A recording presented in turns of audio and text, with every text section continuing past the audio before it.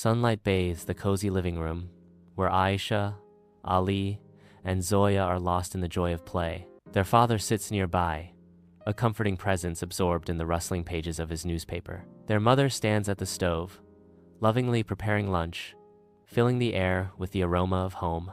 The scene glows with warmth and love, the very essence of family life. Little Zoya, in a moment of pure affection, calls out, "Mommy, I love you." The mother turns, her face lighting up with a tender smile, her heart overflowing with love. In the cramped, dimly lit room, shadows dance on the walls as the family huddles together, their faces etched with weariness. The father's shoulders slump, a visible sign of defeat under the flickering candlelight. The mother's pale face reflects her weakness in the dim light, her eyes downcast. Asha offers words of comfort.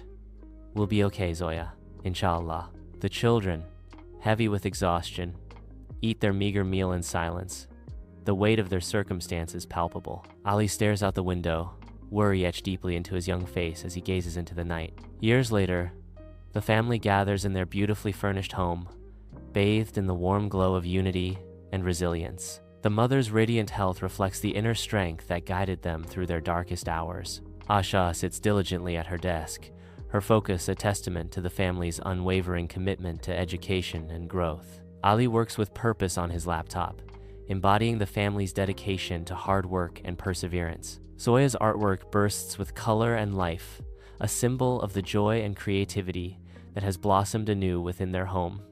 Mother says, "We faced darkness, but our love and faith guided us to the light."